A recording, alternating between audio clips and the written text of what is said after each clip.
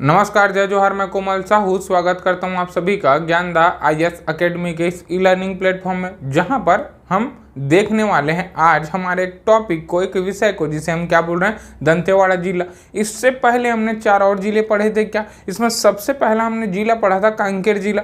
कांकेर के बाद हमने क्या पढ़ा था, कोंडागांव। कोंडागांव के बाद हमने क्या पढ़ा था, बस्तर। और बस्तर के बाद हमने क्या पढ़ा था, दंतेवाड़ा, सुकमा। अब आज हम पढ़ने वाले हैं 5वां हमारा एक जिला, जिसे हम क्या बोल रहे हैं, दंतेवाड़ा जिला। तो चलिए बिना किसी देर के, बिना किसी विलंब के प्रारंभ करते हैं, श्री गणेश करते हैं हमारे आज के इस वीडियो का, जिसे हम क्या बोल रहे हैं, दंतेवाड़ा जिला। क्लियर जी। तो दंतेवाड़ा जिला के लिए सबसे पहले आपको कॉपी और पेन उठाना है जी। उसके बाद आप ऐसा थोड़ा सा डायग्राम बनाने की कोशिश करें, बने तो ठीक, नहीं तो अपन क्या कर रहे हैं, कोई कंपटीशन पेंटिंग प्रतियोगिता में तो आए नहीं है कि हमको एकदम एग्जैक्ट बने। तो आप लगभग ऐसा आप क्या बनाएं, एक डायग्राम बनाएं। क्लियर जी। अब हमको याद रखना है हम कौन सा जिला पढ़ रहे हैं, दंतेवाड़ा।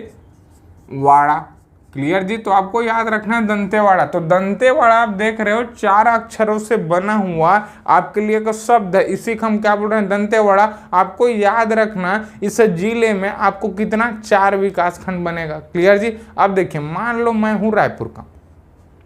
अब रायपुर से जाऊंगा जी कहाँ, दंतेवाड़ा। मेरे लगभग 400 किलोमीटर पड़ेगा ये, कहाँ, दंतेवाड़ा। तो आपको याद रखना, अगर मैं दंतेवाड़ा से गया तो कांकेर तो चला गया था, कांकेर के बाद कोंडागांव गया, कोंडागांव के बाद मैं कहाँ पहुंच गया, बस्तर।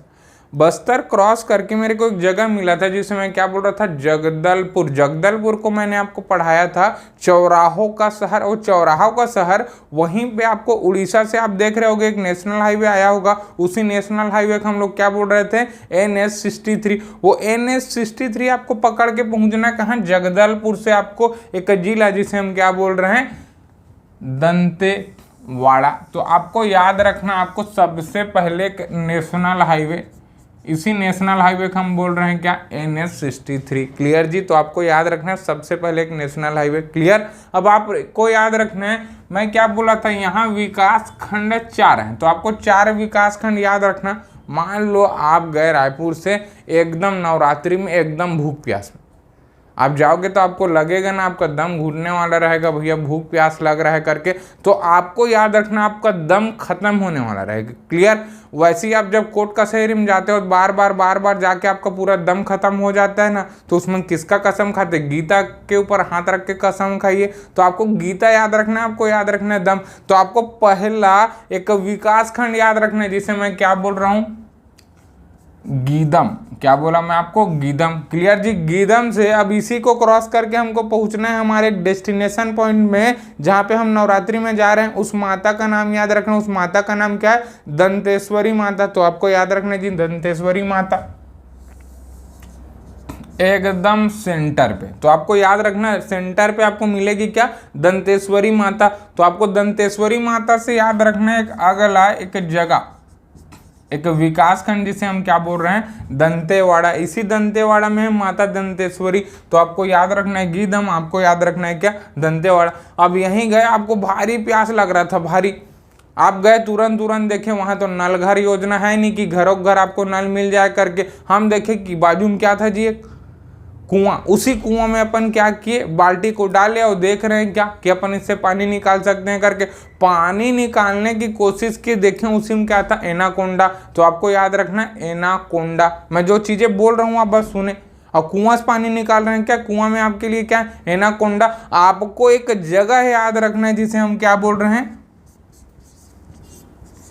कुआं कोंडा। तो आपके लिए 3 विकास खंड हो गया। पहला आपके लिए कौन सा, गीदम। दूसरा आपके लिए क्या है, दंतेवाड़ा। तीसरा आपके लिए क्या है, कुआं कोंडा। क्लियर जी। आपको याद रखना है।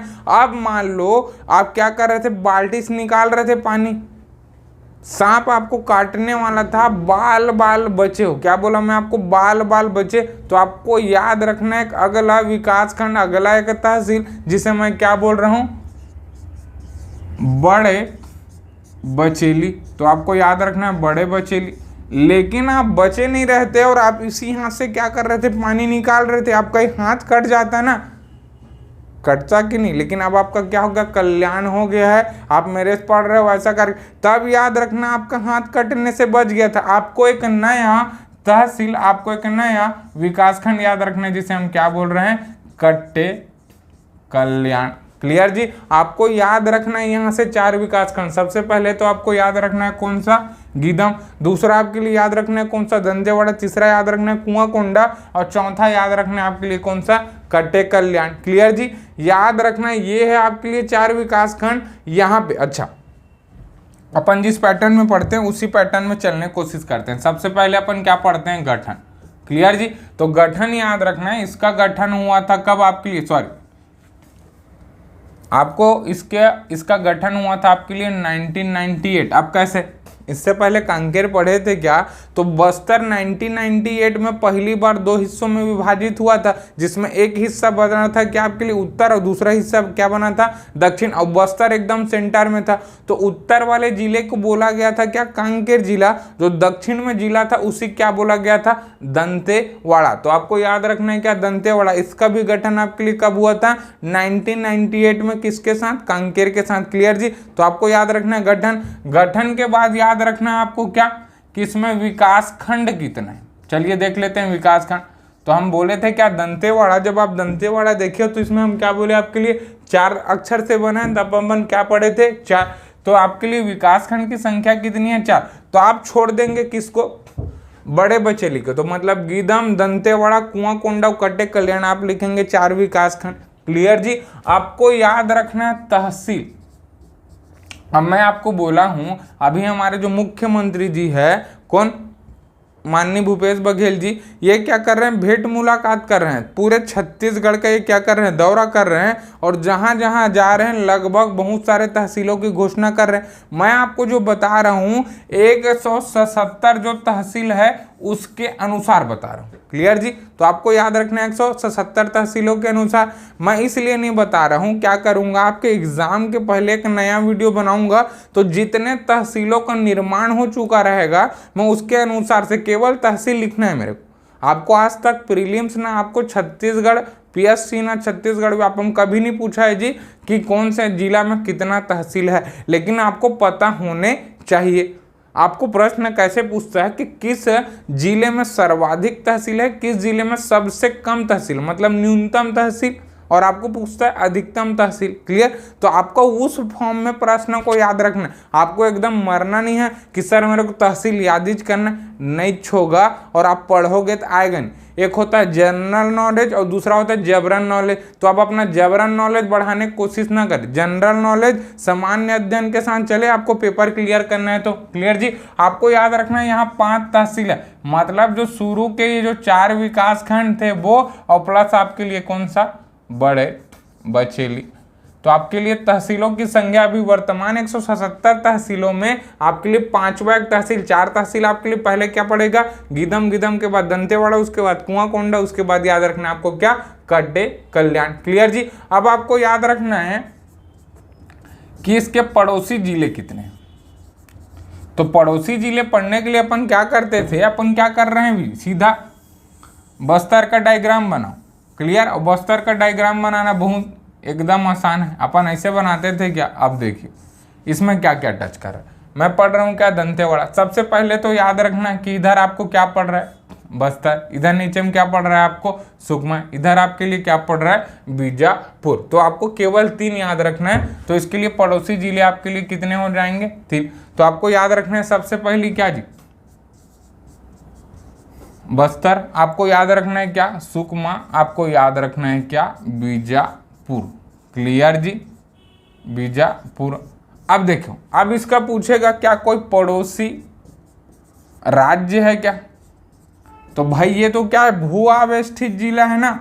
तो भू आवेष्टित जिला है मतलब क्या, इसका कोई भी पड़ोसी राज्य हो सकता है क्या, नहीं हो सकता। आपको मैं बताया था ना, भू आवेष्टित जिले क्या होते हैं, वो जिले जिनका कोई पड़ोसी राज्य नहीं होता या फिर किसी पड़ोसी राज्य के साथ अपना सीमा साझा नहीं करते। चूंकि ये क्या है, भू आवेष्टित जिला है, इसीलिए इसका क्या पड़ोसी राज्य होगा क्या, नहीं। तो आपको याद रखना है इसका कोई भी पड़ोसी राज्य नहीं होगा। क्लियर जी, आपको याद रखना है। फिर पिछला, अब देखिए यहाँ तक।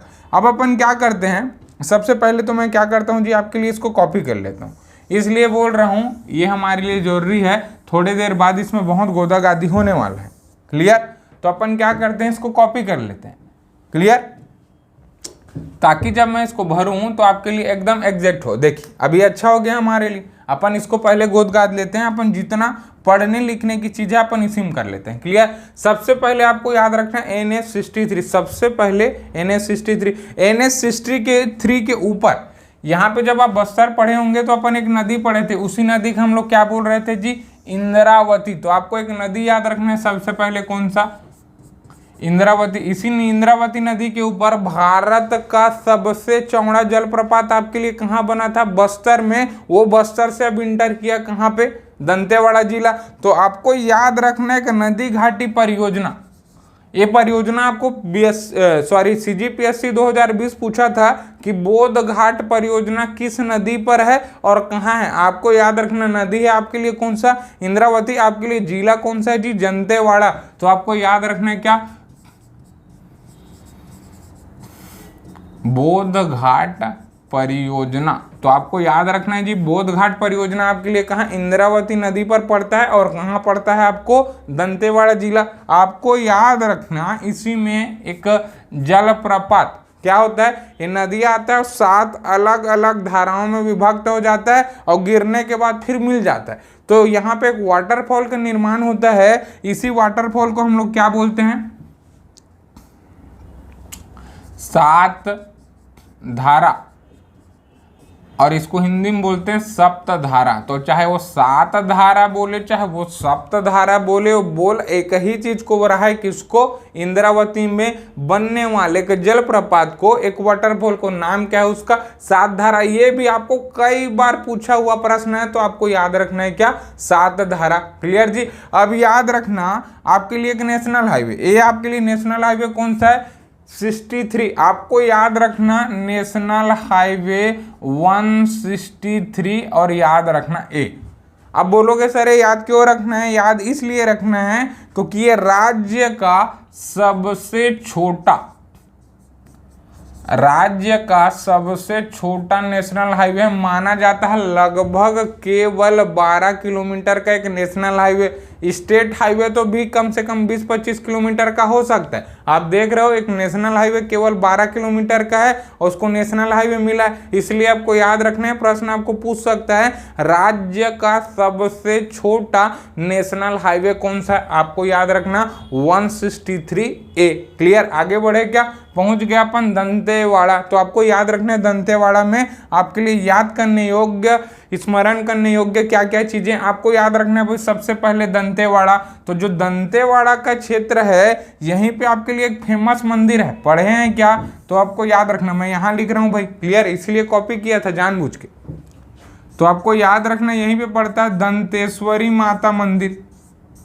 तो आपको ये पूछता है दंतेश्वरी माता मंदिर आपके लिए कहाँ है, सबसे पहला प्रश्न पर्यटन में। आपको याद रखना है क्या, दंतेश्वरी माता मंदिर कहाँ है, दंतेवाड़ा में। आप पूछेगा कि जो दंतेश्वरी माता मंदिर है इसको कौन स्थापना किया था, कौन इसको विराजमान कराया था। आपको याद रखना है एक जन व्यक्ति का नाम। अब देखो जैसे दंतेश्वरी माता मंदिर के कुछ न कुछ आपको मिल जाएगा, खाने के लिए अन्न मिल जाएगा ना जी, भात मिल जाएगा, बासी मिल जाएगा। आपको याद रखना अन्नमदेव नाम का एक जन राजा था। अब देखो राजा है मतलब कोई ना कोई राजवंश का होगा, तो उस राजवंश को याद रखना है। जैसे आप बस्तर दशहरा जाओगे, बस्तर दशहरा जाते हैं ना जी, विश्व का सबसे बड़ा पर्व मैं आपको बताया था बस्तर दशहरा। वही बस्तर दशहरा तो उसमें एक राजवंश हो रहता है, बस्तर के राजा कहलाते हैं। वही बस्तर के राजा क्या करते हैं जी, पूरा जो आपका बस्तर दशहरा होता है उसका प्रारंभ भी वही करते हैं और समापन भी वही करते हैं।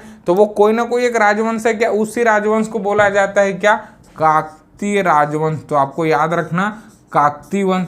ये काकतीय वंश के संस्थापक माने जाते हैं या पहले राजा माने जाते हैं छत्तीसगढ़ के। आदमी का नाम क्या है, अन्नमदेव। और अन्नमदेव ने ही क्या, दंतेश्वरी माता मंदिर का क्या करवाया था जी, स्थापना करवाया था। क्लियर। अब याद रखना जब आप दंतेवाड़ा गए होगे तो देखे होगे कि 2 ठो पहले क्या है जी, नदियाँ आती है। और वो नदियाँ, दोनों नदियों के, जैसे आप यहाँ जाओगे क्या बोलते हैं, सोमनाथ चले जाओ बलौदा बाजार में, यहाँ आपको दो नदी का संगम होता है ना, खारून का और आपका किसका, शिवनाथ का। वैसे ही आपके लिए एक जगह है, कौन सा, दंतेवाड़ा, यहाँ पे दो नदियों का संगम होता है।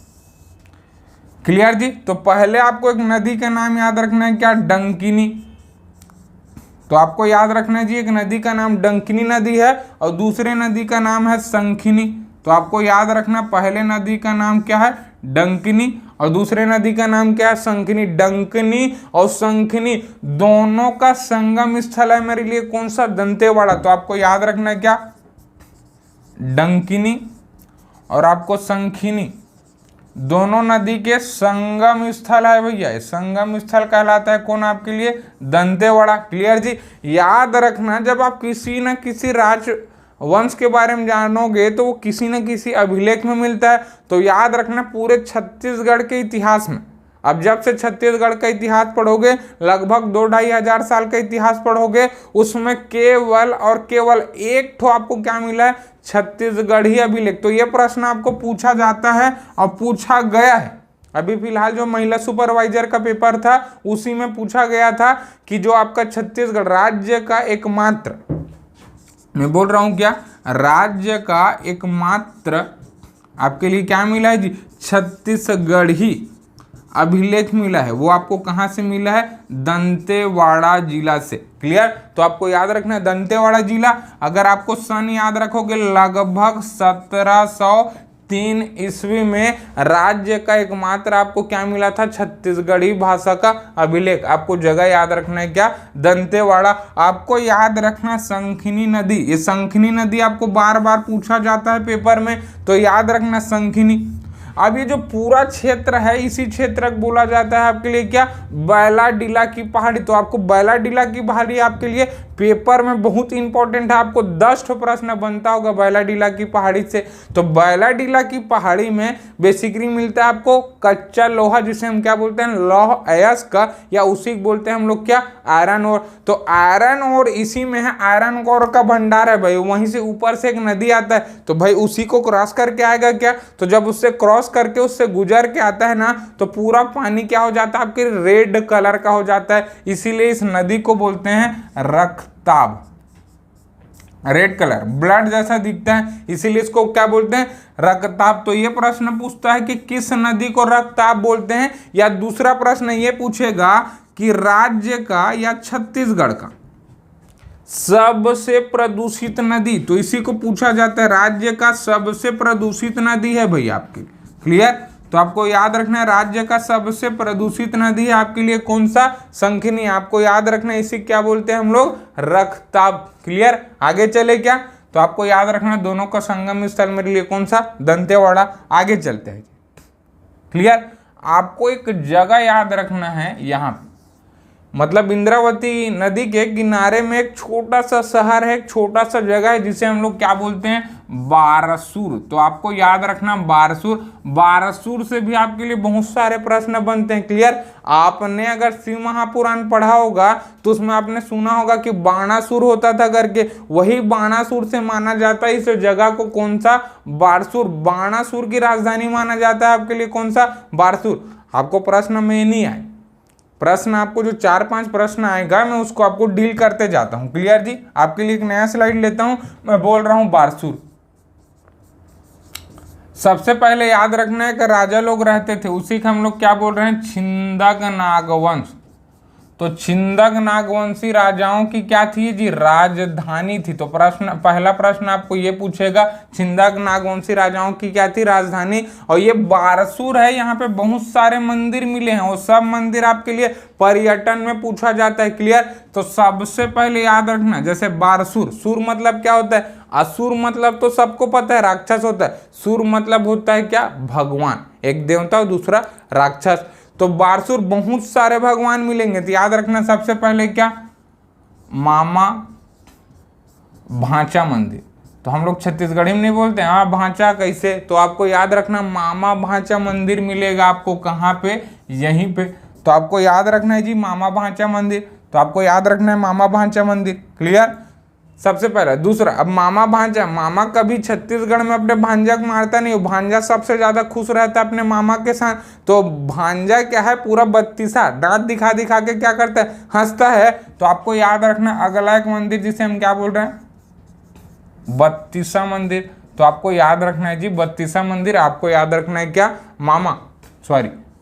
मामा भांजा मंदिर, ठीक है, और भांजा नहीं है, ठीक है, सॉरी, मामा भांचा मंदिर। क्लियर जी। तो आपको याद रखना है मामा भांचा मंदिर, आपको याद रखना है क्या, बत्तीसा मंदिर। अब देखो असुर लोग कब घूमते हैं भाई, रात को घूमते हैं ऐसा बोलते हैं ना। तो आपको याद रखना रात में क्या निकला रहता है आपके लिए, चंद्रमा। तो आप चंद्रमा से आपको याद रखना है क्या, चंद्रोदित्य। तो आपको याद रखना चंद्रोदित्य, या इसी बोलते हैं क्या, चंद्रदितेश्वर। चंद्रदित्य या चंद्रदितेश्वर आपको मंदिर पूछा जाएगा, ये भी आपके लिए कहाँ मिलेगा भाई, यहीं पे। आपको बोलेगा विशालकाय गणेश प्रतिमा, आपको पूछ सकता है विशालकाय गणेश प्रतिमा कहाँ मिलेगा। आपको जगह का नाम बताना है क्या, बारसूर। क्लियर जी। तो आपको पूछेगा विशालकाय गणेश प्रतिमा, या इसी बोलेगा जुड़वा गणेश। तो आपको जुड़वा गणेश बोले चाहे आपको बोले विशाल आपके लिए क्या, विशाल का गणेश। आपको याद रखना है क्या, बारसूर एक जगह। क्लियर जी। ये चारों पांचों प्रश्न आपको पूछा जाता है। आपको अगर पूछेगा क्या, चंद्रदितेश्वर तालाब या सरोवर, वो भी आपके लिए कहाँ है, यहीं पे। क्लियर जी। तो आपको याद रखना चंद्र, अगर दितेश्वर आपसे क्या पूछा जाएगा, तालाब पूछा जाएगा या सरोवर पूछा जाएगा, वो भी आपके लिए जगह है कौन सा, बारसूर। क्लियर जी। तो आपको बारसूर में ये 5-6 प्रश्न डायरेक्टली प्रत्यक्ष पूछा जाता है। क्लियर। पीछे चले क्या, आपको याद रखना है ये डायग्राम। क्लियर जी। अब मेरे को पढ़ना है क्या, पूरा इसमें दंतेवाड़ा जिला में बैलाडीला की पहाड़ी। तो चलते हम लोग अगला बैलाडीला की पहाड़ी के लिए। क्लियर। अच्छा, ये कॉपी किए थे कि अब चलते हैं हम लोग किसके लिए, बैलाडीला की पहाड़ी के लिए। अब देख, बैलाडीला की पहाड़ी हमारे लिए बहुत इंपॉर्टेंट है, पूरे छत्तीसगढ़ के लिए, पूरे भारत के लिए। क्लियर जी। अब देखो, जब बात होती है छत्तीसगढ़ का कि भारत में या विश्व में किस चीज के लिए पहचान है, सबसे पहले हम हमारी जनजातियों के लिए, हमारी संस्कृति के लिए, हमारे कल्चर के लिए, हमारे रीति रिवाज के लिए, हमारे खान पान के लिए, हमारे रहन सहन के लिए, सबके लिए छत्तीसगढ़िया लोग बहुत फेमस है। इसलिए जब छत्तीसगढ़ के बारे में बोला जाता है तो बोलते हैं क्या, छत्तीसगढ़िया सबले बढ़िया। तो छत्तीसगढ़िया सबसे बढ़िया। ये चीज के छोड़ हम अगर खनिज संसाधन देखें, खनिज में भी हम लोग क्या है, पूरा एकदम परिपूर्ण है। और थोड़े देर पहले या फिर कल के क्लास में हमने एक चीज देखा था क्या, कि सुकमा जिले में आपके लिए क्या मिल रहा था, जो टीन अयास का क्षेत्र मिले था ना, उसमें हम क्या पढ़े थे, गोविंदपाल हम पढ़े थे क्या, मुंडपाल हम पढ़े थे क्या, चिंतलनार, और हम पढ़े थे क्या, कोंटा। 4 आपके लिए टीन क्षेत्र था। वही 4 टीन क्षेत्र आपको यहाँ भी पढ़ना है जी। तो आपको याद रखना है सबसे पहले क्या, एक तो जगह है आपके लिए बचेली। तो मैं आपको डायरेक्ट लिख देता हूँ, ये देखो, ये बड़े बचेली है तो एक छोटे बचेली भी होगा ना। तो आपको याद रखना है उसी को हम लोग क्या बोलते थे, बचेली। तो आपके लिए पहला जगह है बचेली। दूसरा आपके लिए जगह याद रखना है क्या, कटे कल्याण। क्लियर जी। ये कटे कल्याण को आपको याद रखना है। कटे कल्याण में भी आपके लिए क्या मिलता है, टीन अयास का क्षेत्र, मतलब वहां टीन का भंडारण है बोल रहा है। क्लियर जी। तीसरा आपके लिए याद रखना है, यहीं पे एक जगह है कौन सा, पदमपुर। तो आपको याद रखना है क्या, पदमपुर। तो आपके लिए बचेली आपको लिए याद रखना है क्या, कटे कल्याण, आपके लिए याद रखना है क्या, पदमपुर। ये तीनों जगह से क्या निकाला जाता है आपके लिए, टीन। और मैं टीन के बारे में क्या बोला था कि 100% अगर टीन का उत्पादक राज्य है वो कौन सा है, छत्तीसगढ़। पूरे देश में नंबर 1 आपको याद रखना है जी, छत्तीसगढ़। क्लियर। अब आपको याद रखना है एक पूरा, इधर हटा दो गिदम को थोड़ा छोड़ के, तो ये पूरा जो क्षेत्र है जितना आपको दंतेवाड़ा जिला मिलता है, ये पूरा दंतेवाड़ा जिला आपके लिए क्या है जी, इसी को बोलते हैं हम लोग क्या, बैलाडीला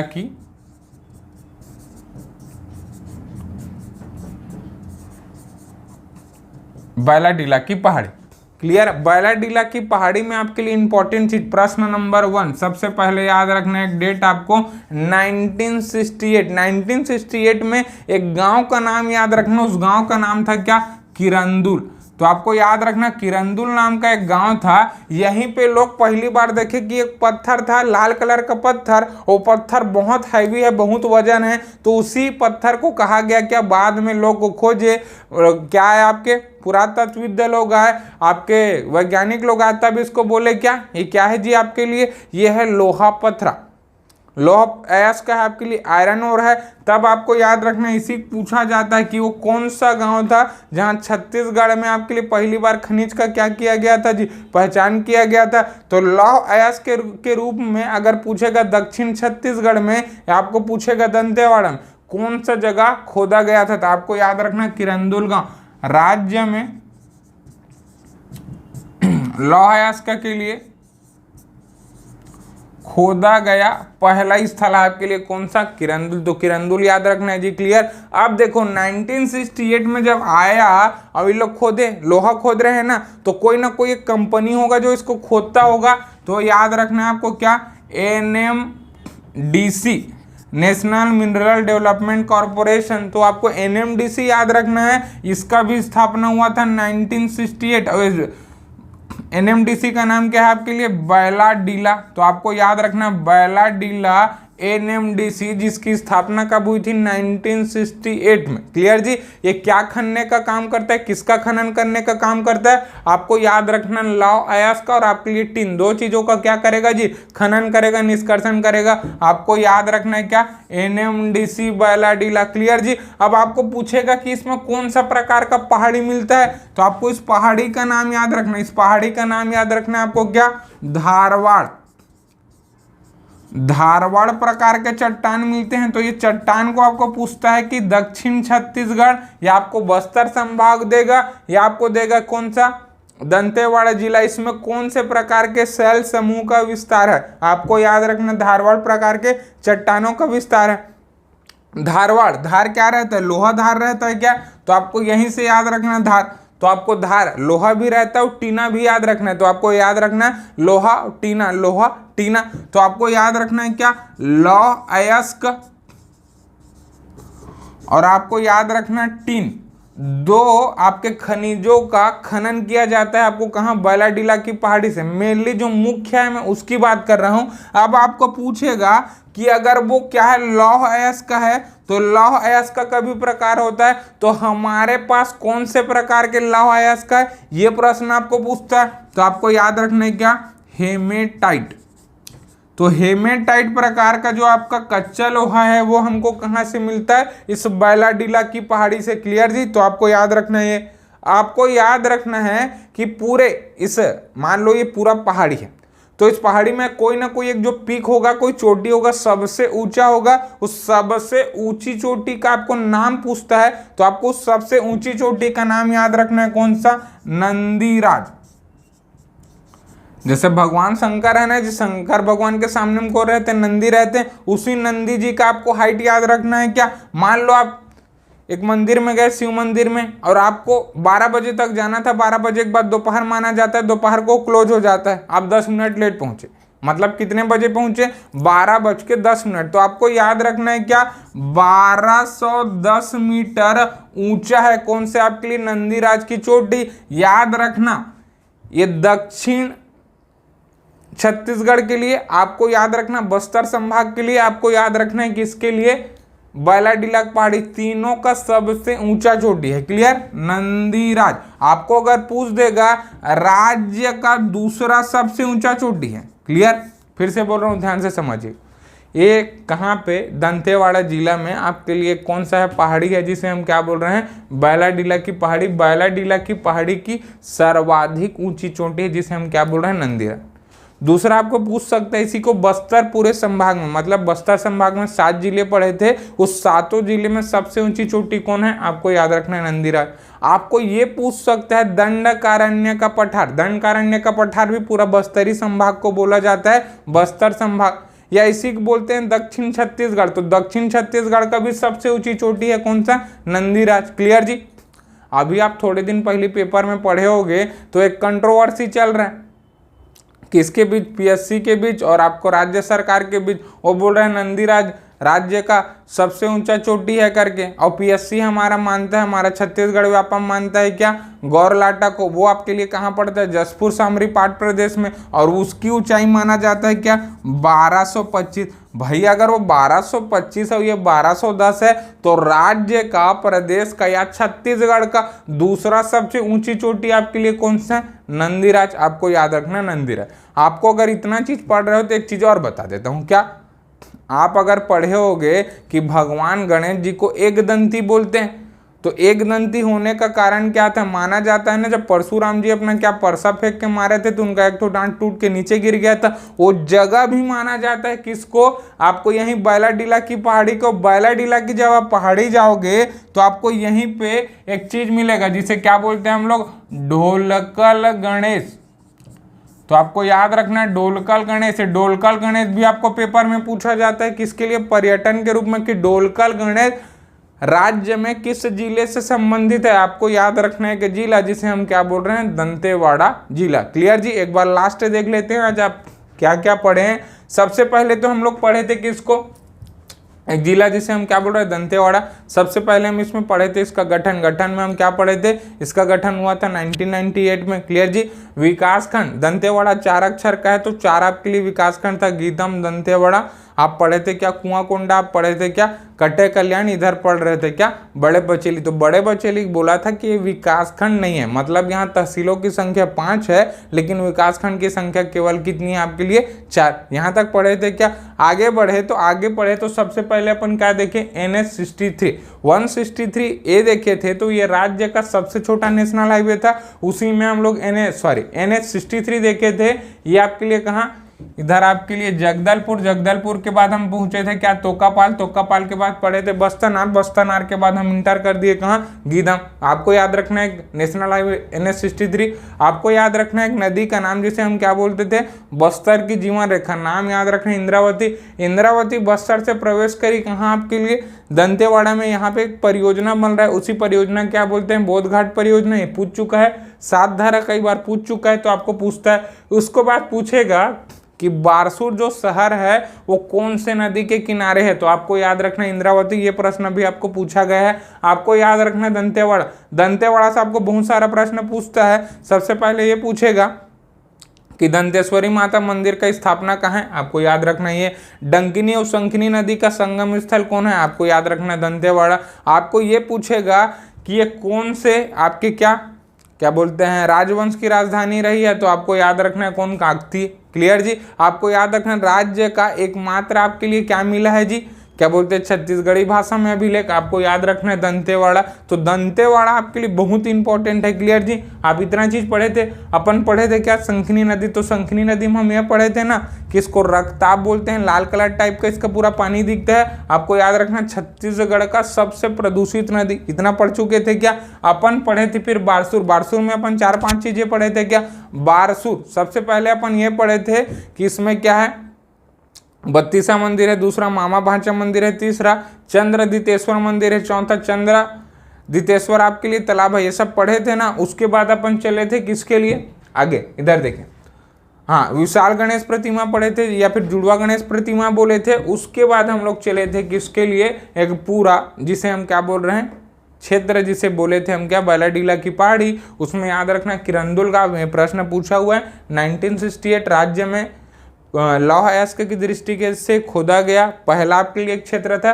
इसको याद रखना। खनन कौन करता है, तो NMDC बैलाडीला। आपको याद रखना कौन से प्रकार के चट्टान मिलते हैं, ये प्रश्न भी पूछा गया। आपको याद रखना धारवाड़ प्रकार के चट्टान। अच्छा, इसमें एक चीज भूल गया था, मैं आपको बता देता हूँ।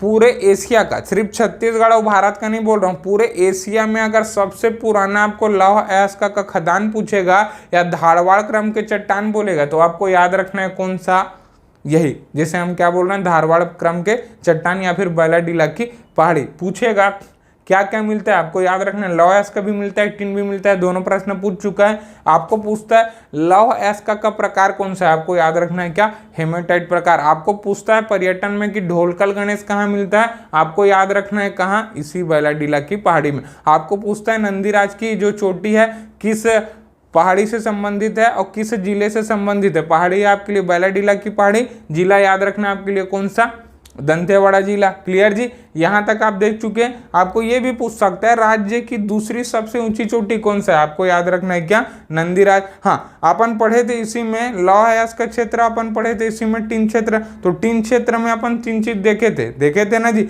सबसे पहले याद रखना है पूरा आपके लिए बचीली, दूसरा याद रखना है पदमपुर, तीसरा याद रखना है कटेकल्याण। आप पूछोगे सर लौह अयस्क आप नहीं बताया, लौह अयस्क आपको सब जगह से मिलता है भाई, जहीं से भी खोदोगे तो आपको मिलेगा क्या, लौह अयस्क। इसीलिए पूरा लौह अयस्क का मतलब बैलाडीला की पहाड़ी। क्लियर जी। आपको याद रखना पूरे एशिया में बेस्ट क्वालिटी का अगर आपको कच्चा लोहा मिलेगा तो आपको कहाँ मिलेगा, बैलाडीला की पहाड़ी में। क्यों, क्योंकि ये सबसे पुराना आपके लिए खान है पूरे एशिया का, लौह अयस्क में। विश्व के सबसे प्राचीनतम खदानों में एक खदान है आपके लिए कौन सा, बैलाडीला की पहाड़ी। आपको याद रखना किरंदुल। क्लियर जी। यहां तक अपन देख डालें। ये था आपके लिए एक जिला जिसमें क्या बोल रहा था, दंतेवाड़ा जिला। क्लियर जी। तो आप धीरे धीरे पढ़ते रहिए और निरंतर बढ़ते रहिए। तब तक के लिए मिलते हैं कल, तब तक के लिए जय जोहार, जय छत्तीसगढ़।